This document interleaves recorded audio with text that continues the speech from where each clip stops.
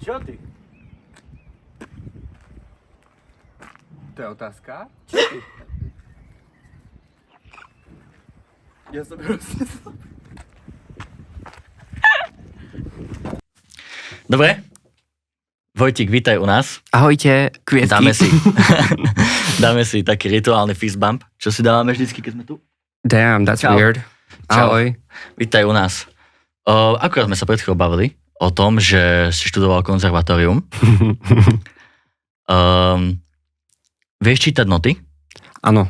Áno, ako takto, keď ich dáš predo mňa, tak nejakých 5 minút viem. Vieš hrať na nejaký inštrument? Vedel som hrať na klavír, teda ešte viem, ale už som asi 2 roky na ňom nehral, takže by som potreboval trošku oprašiť svoje skills, ale viem. OK. A napríklad nejaký inštrument, čo by si sa chcel naučiť hrať na to? Akurát sa učím gitaru. Taktiež by som veľmi chcel vedieť cymbal, ale to je skôr už takéto moje, že sny a ambície, takže to asi sa nikdy nenaučím, ale chcel by som. Určite. A vieš si reálne predstaviť, že by si na to našiel čas? Po prišovkách a takto? Presne toto, že nie. Bohužiaľ. Ale prečo práve cymbal? Cymbal? Lebo cymbal je podľa mňa... Ja som vyrastol vo folklore, okolo rómskej hudby a tam cymbal je veľmi ako keby taký relevantný inštrument, tak to nazvem. A mne sa od malička páčil cymbal. Aj hlavne ako hrá človek na cymbale sa mi veľmi páčilo. Takže hej, vždycky som chcel vedieť na cymbal. Nice. Ty robíš hudbu, spievaš, sám si ju produkuješ. Aký je tvoj workflow, keď začneš robiť nejakú song? Máš predtým nejaký rituál, keď začneš napríklad produkovať? Mal by som si vytvoriť. Ja som strašne messy, čo sa týka môjho workflowu. Keď akože veľakrát sa mi stáva, že som niekde úplne, že mimo hudby, že mimo domu, že napríklad aj na party, alebo hoci kde proste napadne ma melódia, text, čo hneď zapisujem, hlasovky nahrávam na záchode. Veľa akože mojich skladieb tak vzniklo, že vlastne na záchode nahrávam si hlasovky. A čo sa týka, akože keď som doma a tvorím, tak to je vždycky také, že snažím sa to nejak nesíliť. Že nejak, není to také, že OK, teraz je táto hodina, idem toto spraviť. Ale že je to vždycky také, že ako to cítim. Takže keď na to príde, tak proste sa k tomu dáš. Presne. OK. Ale z toho som sa chcel spýtať, že či bereš napríklad inšpiráciu z toho, že keď počuješ nejakú dobrú gitaru, tak z toho spravíš songu. Alebo že či to je kúsok textu. Že ako vyzerá ten tvoj... Ako to posúvaš ďalej, tieto artistické vízie? Ono fakt je toho veľa. Však mňa je lampa, keď sa pozriem na lampu, tak mne napadne hneď, že OK, vibe, že ideš. Alebo napríklad pesnička Mirage, ona vznikla tak, že som išiel domov a vlastne videl som tú herňu Mirage a ja, že A potom proste to nejak... fakt tie inšpirácie to všade možne ja nájdem vždycky. Napríklad aj to auto rozbité, ktoré máte pred štúdiom. Má to svoj osobný vibe a osobný príbeh, ktorý by som si sám dotvoril a urobil o tom pesničku. To som vždycky hovoril, že najlepšia inšpirácia je život. Všetko, čo vidíš okolo seba. Presne. Že si z toho vieš niečo zobrať. Presne. Ty sa momentálne venuješ hudbe, ktorú robíš teraz ako dlho? Cca nejaké... Svoju vlastnú hudbu robím asi už 2 roky. Tak no. Hudbu ako takú, covery robím od 12. A hudbe alebo spevu sa venujem už od útleho fakt veku, že od malička. Strašne. Od malička. To si bol asi vedený rodinou? Áno. Mám viac k tomu povedať? Určite áno. Tak moja rodina je veľmi folklórne založená. Moja mamka je teraz vedúca súboru, predtým bola moja starka vedúca súboru. Vlastne moja mama a môj otec sa stretli v súbore. Ja som taký Frankenstein, dieťa rómskeho folklórneho súboru Rómka a tam som sa všetko naučil. Všetko, či už od spevu, tam si budoval sluch, nejaké tie pohybové prvky, ktoré aj teraz používam na stage. Takže hej. Takže všetko si z toho nejakým spôsobom preniesol do toho, čo robíš teraz. Áno. Mal si niekoho ako motiváciu, alebo niekto ťa púšal do toho robiť actually, že vlastnú hudbu? Moja motivácia vždycky bola moja stará mama, pretože to je hurikán samo sebe. To je vlastne žena, ktorá dlhé roky pracuje s rómskymi ženami ako aktivistka a bojuje za práva žien a už od malička bola vždycky taký ten boss proste všetkých, všade kam išla. Veľmi rešpektovaná žena všetkými na okolí a ona bola vždycky taká moja inšpirácia, pretože pomáhala ľuďom rada. Ale čo sa týka, že hudby, Adam the World, alebo Adam Svet, ako ho ja volám, z Red Trixom ma tak trošku donútili robiť vlastné veci. Pretože vždycky som robil covery a potom ma nejak Trixo spojil s Adamom cez live a Adam ma potom dal na jednu zo svojich pesničiek. Teda chcel originálne, ja som mal byť na prvom albume, ale nakoniec to nevyšlo, lebo som, neviem, už nepamätám si. Ale viem, že od toho momentu, kedy sme sa spoznali, to nejak išlo, že OK, už je na čase robiť aj svoju vlastnú hudbu. Hej. Nice. Keby, teraz viem, je to ťažké kategorizovať svoju hudbu, ale keby tvoja hudba má nejakú príchuť zmrzliny, ako by chutila? Fú, ako nejaká hrdza. ako nejaká pleseň, alebo vieš čo? Chutila by ako vanilka, ale musela by to byť strašne retro zmrzlináreň. Strašne taká opustená, asi skôr taký Černobyl malý. Hej. OK, to je cool. Myslíš si, že ťa môže človek spoznať lepšie skrz tvoju hudbu, ktorú produkuješ, ako naživo, keď sa s niekým bavíš? Máš pocit, že sa vieš viacej odviazať tej hudbe? Určite. Ja som totiž to začal písať pesničky práve kvôli tomu, lebo som mal pocit, že sa neviem nejak vyjadriť k svojim emóciám a pocitom a nikdy som nebol nejak ten typ, ktorý by bol otvorený rozprávať o sebe a o svojich emóciách viac menej, o tom, čo cítim a hudba mi tak pomohla vlastne k seba vyjadrovaniu. Takže do nejakej miery áno, určite, ale som super aj naživo, takže kľudne sa... To je pravda. Ak niekto príde, kľudne príďte ku mne, ja sa rád pozdravím, rád sa zoznámim. Ale každopádne ty riešiš veľmi zaujímavé témy, mne sa veľmi páčia tvoje texty. Ďakujem. Si z takého prostredia, kde si vyrastal, aké to bolo? No... Aké to bolo, nejako takto sa začať vyjadrovať? Napríklad, keď to počula tvoja rodina, alebo takto? Totižto, ja som nevyrastal nejak zle. Ja som vždycky akože bol v prostredí, ktoré bolo viac menej konzervatívne a prostredí, ktoré bolo chudobné. Poviem, ako je, ale nejak ma to nikdy... nejak som nikdy v tom nevidel niečo negatívne. Keď som začal písať pesničky, mňa veľmi inšpirovala Lana Del Rey, taktiež aj Marina and the Diamonds. A mne sa páčilo, ako vlastne zobrali takúto špinu a tie zlé situácie a vlastne videli v tom takú temnú krásu. Že vlastne v tom...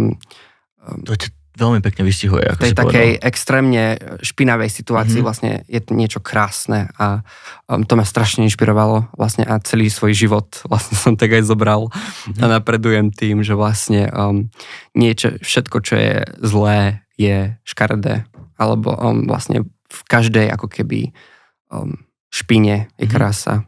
Jasné. V každom horore. Ja som sa hlavne kvôli tomu spýtal, lebo môj favorite track od teba je Krv.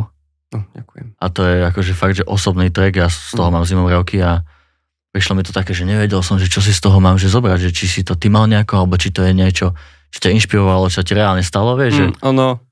Ja som to napísal, keď som mal 13. Ako vážne? básne. Originálne to boli básne. Wow.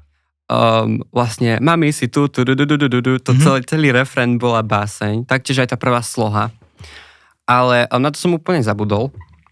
Ale keď som robil vlastne nové pesničky zároveň som robil aj Detviansky sen, aj Krv a Tiež v tom istom nejakom veku? Akože v tom istom mesiaci pravdepodobne. Aha, okej. A vtedy ma napadlo vlastne, že tá myšlienka, že krv je hrubšia ako voda, no rany sú hlbšie jak krv.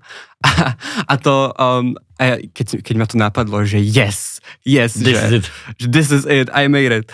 A proste už z toho nejak som potreboval text a teraz to je vlastne veľmi ako keby hlboká metafora. a už som o svojej rodine písal, tak som povedal, že OK, tak vyberem niečo z archívov a vlastne tak som nejak pozliepal moje texty z môjho 13-ročného ja a tak vznikla Krv. Nice. A aj to počuli? Jasné, že to počuli, jasné. A ľúbilo sa im to asi. Ľúbilo. Akože moji rodičia, s nimi som mal veľmi dlhú debatu, keď som mal 15, takú fajnú, kde sme si vlastne vyrozprávali svoje veci. Pretože dlhé roky ja som bol v presvedčení o tom, že ma neakceptujú, aj keď skôr to bolo niečom inom a my sme proste nepochopili. Miskomunikácia trošku. Áno, presne, že tá komunikácia ale ono to medzi bolo nami... cítiť z toho textu, ja som sa hlavne kvôli tomu spýtal, lebo niečo tam tomu naznačovalo. Pamätáš si svoju prvú šovku? Bohužiaľ. Čo sa stalo? Teraz ako Vojtík myslíš? Áno. Áno, jasné. Bol som v Bohéme, v Manifeste v Bratislave. Oblial som sa pretlakom, pretože som si myslel, že to bude strašne cool. A mával som tam slovenskou vlajkou. Roman samotný tam hral DJ-a. On tam mal DJ pult a tam je také malé líčke javisko. A takže ja som mal, že takýto priestor vlastne na to, aby som stále nejak preformoval. A si pamätám, že som mal 15 minút, lebo som žiadnu inú hudbu proste nemal. Ale nemal som inštrumenty, lebo kto vedel, že ja budem proste spievať naživo pred ľuďmi, hej. To som vôbec ako... A nemal som nič uložené zo starších vecí, takže... To bolo kedy, ceca? Presne pred rokom vlastne. Takže Manifest, Bohéma a všetci gejovia proste sa na mňa dívali, že čo to je. A ja som tam spieval obliatý pretlakom. A bolo to veľmi príjemné, hej. Dobre, a prvá šovka nie ako Vojtík, ale Ever? Ever, to ja som mal 2 roky. To ja som bol, že v rukách mojej mamy. Že taká, že čo som už vnímal, to asi keď som mal 5 rokov, neviem, či v Mijave alebo v Martine, tiež so súborom som spieval vokály. Takže ja to už javisko ako keby mám omrknuté, len čo sa týka Vojtíka, napríklad to bol prvýkrát, kedy som vystúpil v sukni, chápeš? Že ako keby už to nebolo o tom, že reprezentujem kultúru, ale reprezentujem seba, takže to bolo niečo iné úplne. A chcel by som, alebo rád by som povedal, že po roku som tak viac menej na to prišiel, že ako čo chcem. Hej. Ty máš veľa šoviek, chodíš hoci kde po Slovensku, aj v Čechách, kde. Není toho na teba niekedy veľa? Nechcel si niekedy, nerozmýšľal si niekedy nad tým, že by si proste sa... Je. Je to veľa, je to hlavne fyzicky náročné. Akože ja som strašne taký človek, že ja rád chodím medzi ľudí, aj som medzi ľuďmi je všetko, ale to je len chvíľkové vždycky. Že ja najradšej som sám doma a keď som už že 4 dní proste hore dole behám po vystúpeniach, tak už to proste aj fyzicky, aj mentálne už to vie byť, že na mňa, že už mi to uberá proste zo sily. Ale zase na druhú stranu nechcem skončiť, lebo ma to baví. No, strašne ma to baví, strašne. Spoznávať nových hudobníkov, nových muzikantov, spoznávať rôznych organizátorov, to ma strašne baví. Ale vlastne aj ľudí v hľadisku, akože, ktorí ma prišli podporiť, to je super. No veď o tom to vlastne, to je na tom najviac super. Tie baterky sa podľa mňa každému raz za čas vybijú. Okay. Ja počkaj, už som to pochopil, že čo myslíš?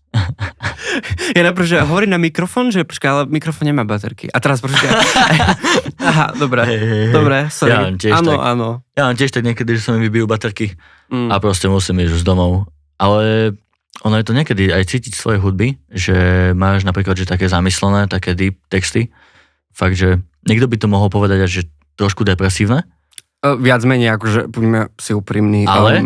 Ale pre mňa, to je môj subjektívny názor, väčšinou, keď počúvam tvoje hudby, aj keď máš depresívny text, vždycky z toho ide pozitívna emócia. Ďakujem. Uvedomuješ si to? Ďakujem. Že to takto vôbec nie. Takto, ja vždycky hovorím, že moja hudba je viac menej pre smutných gejov a smutné dievčatá. Že proste to je moja fanbase. Proste gejoši, dievky z malých miest, izolovaných, kde proste to, kto sú vlastne ako keby sú limitovaní tým, že musia byť tam. A vlastne je to také... Na jednu stranu je to nádherné, vlastne tá predstava toho, že vyrastám na tom istom mieste a nič sa nikde nemení. A na druhú stranu je to také strašidelné, také opustené. Vlastne celý ten pocit toho, že vlastne sa na teba zabudne a že vlastne za tebou budú generácie a generácie ľudí a vlastne nebudeš znamenať nič. To je vlastne ten pocit, z ktorého asi moja tvorba najviac že čerpá a ide. To je taká dobrá motivácia, čo ťa stále vie dať dopredu, že nechceš byť zabudnutý. Neskôr, že nechcem byť zabudnutý, ono je to skôr také frfľanie nad tým, že budem. Hej. Že také zmierenie, no zároveň aj taký v podstate je to taký komplex toho, že ťa niekto zachráni, alebo pritom ťa nikto nikdy nezachráni, iba ty sám seba vieš zachrániť. Ale toto sú v podstate veci, ktoré ťa aj bavia na tom. Je určite, to taký thrill, určite. že proste ťa to aj nabudza, aj keď je to také, že niekedy to berie, niekedy to dáva. Čo ťa na druhej strane, že nebaví?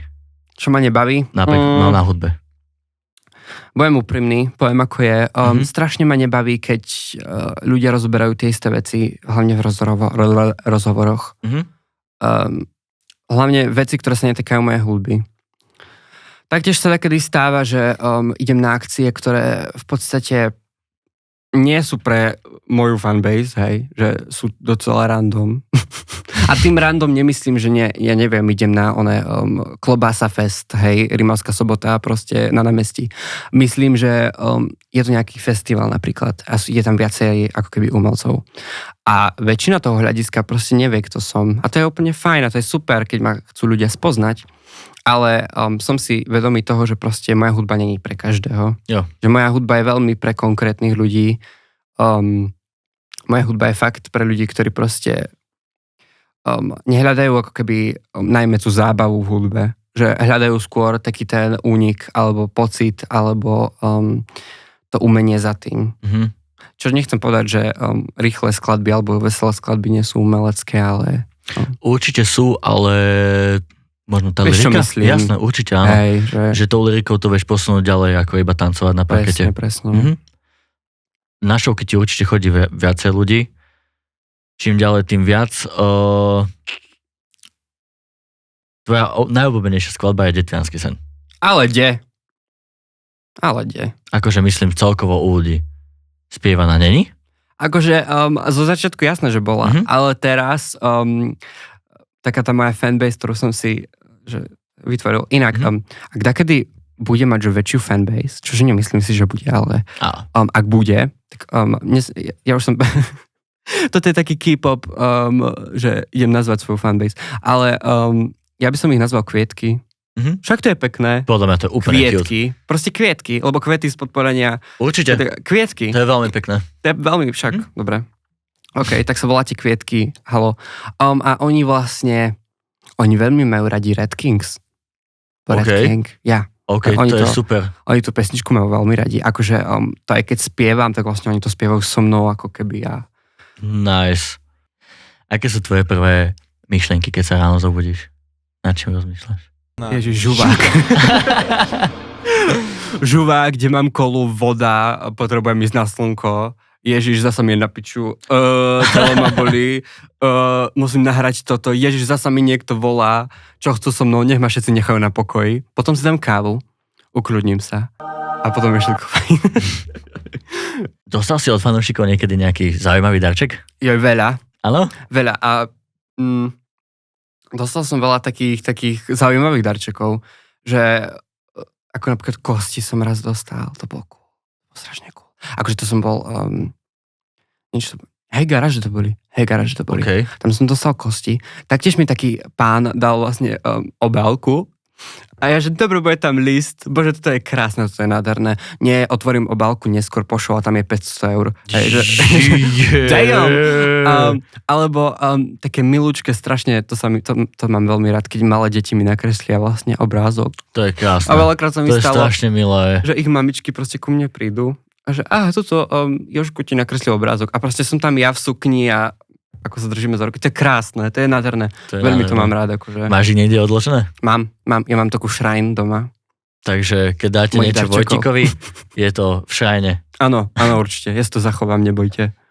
To je cute. Keby si mohol s niekým vystupovať zo slovenskej scény, z českej scény, kľudne aj z UK, z Ameriky, kto by to bol?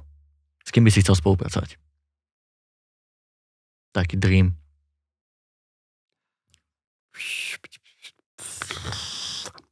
Ja som veľmi svojský, Mhm. čo sa týka mojej hudby. Takže keď by som už niekým vystupoval, tak by to buď bola, že kolaborácia, alebo by to bolo, že ich skladbu spievam. Lebo fakt moje skladby sa nedajú, alebo dajú sa, neviem. Ja to vnímam tak, že moja hudba je veľmi osobná a vlastne neviem, či by to translatelo, keby s niekým iným to spievam. Ale vrátim sa k tvojej otázke. Taký vysnený sen je Ethel Cain. Bože, jasné, že hej. Ale to sa nikdy nestane. Ale proste ja milujem jej ako keby dead stage presence. Proste taký ten tú atmosféru, ktorú ona dáva do tých stageov. Taktiež sa mi veľmi páči, ako vystupuje Charlie XCX. Ona všade skáče, ona všade ide. Áno, proste to je super. pam.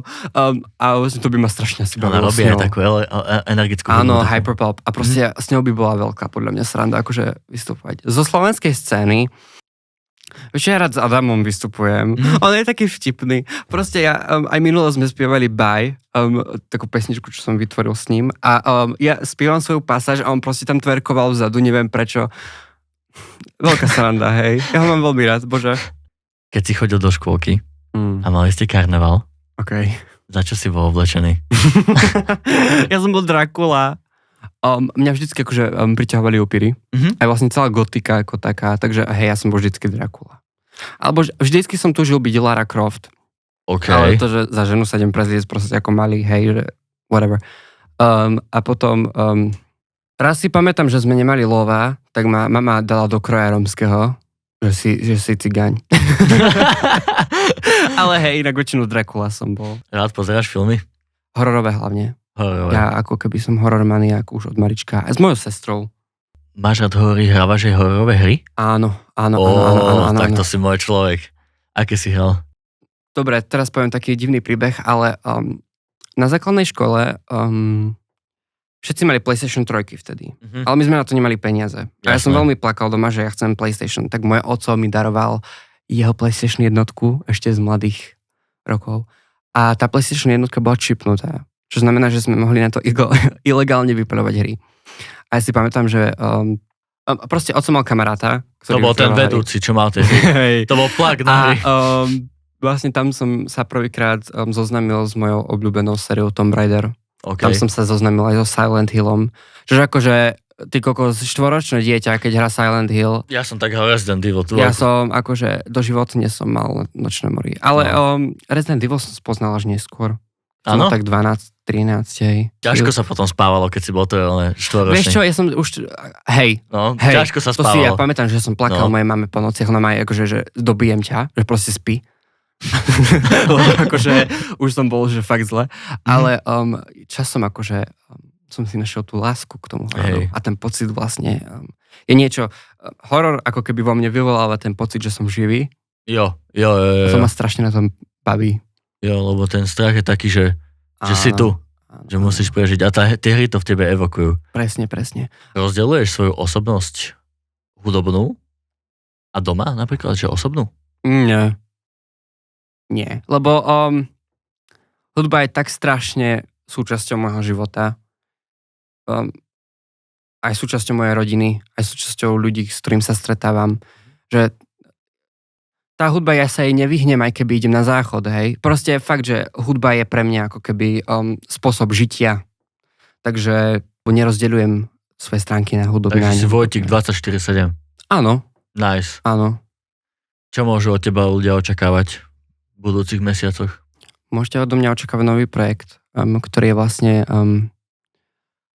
veľmi som na neho hrdý. Strašne. Hlavne akože... aj čo sa týka hudobne hlavne, ale aj čo sa týka vizuálne. Je to veľmi ambiciózny projekt. Robím to s ľuďmi, ktorí ako keby chápu tú moju víziu a to sa mi na tom páči a už to není také, že to robím sám.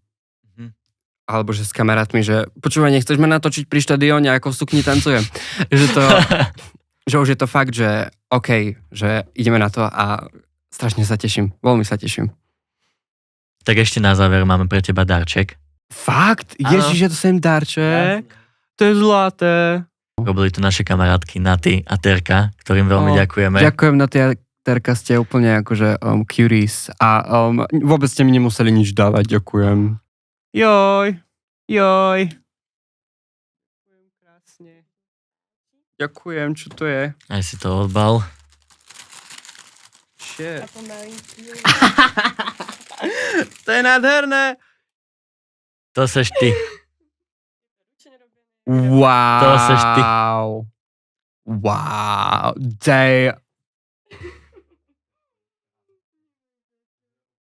Ježiš.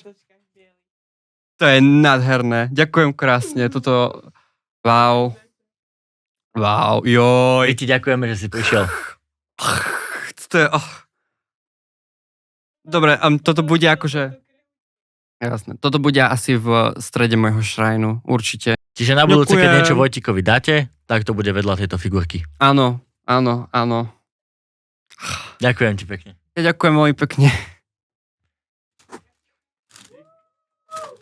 Ďakujem vám. Ahoj.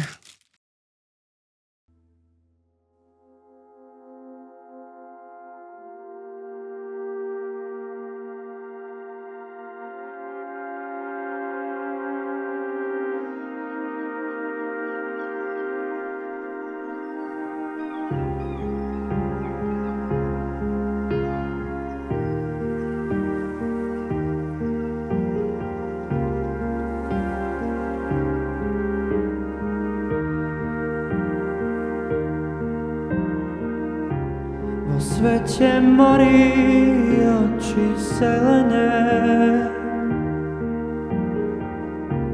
motýle odtiaľ to nie sú mi cudze. Kto vyhrá to, že zlo deravé? Popravde jedno mi to je.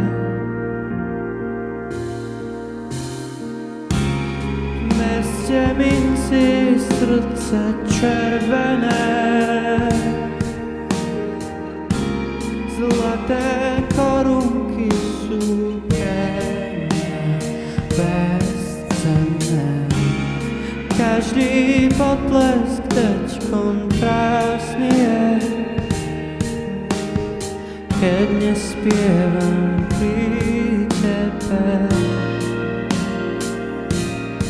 Tak počúvaj ten môj hlasok, povedie ťa tam korám. Túlam sa celým svetom, naháňam sa za starým snom. Priznávam už dlhé roky, neviem kto naozaj som.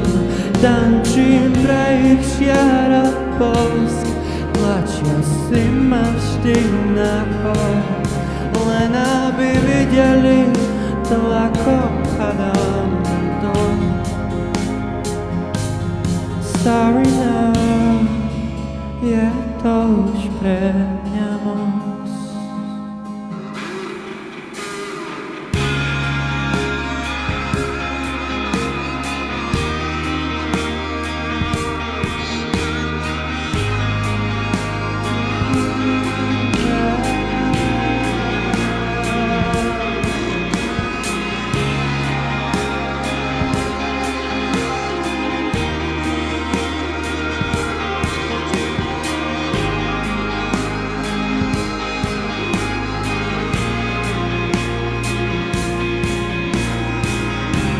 V svete ticha našiel som si to. Vlny slané horia, lebo sladký som. Ich slová mi v ušiach neprastú. Nech si vravia, čo len chcú. Lebo nikto okrem teba ma tu naozaj nepozná. Žiaden krik a hanba nestojí za teba. Túlam sa celým svetom, naháňam sa za starým snom. Priznávam, už dlhé roky neviem kto naozaj som. Tančím pre ich žiara bosk, tlačia si ma vždy na hore, len aby videli to, ako padám na to. No tačkom chcem tančiť len s tebou. Tačkom chcem tančiť len s tebou. Kľudne niekde tam za svolanou. Tam, kde si mi dal náš prvý kus. Tam, kde sme boli tak mladí. Tam, kde sme obaja voľní. Tam, kde sme obaja mladí. Tam, kde sme obaja mladí. Tam, kde sme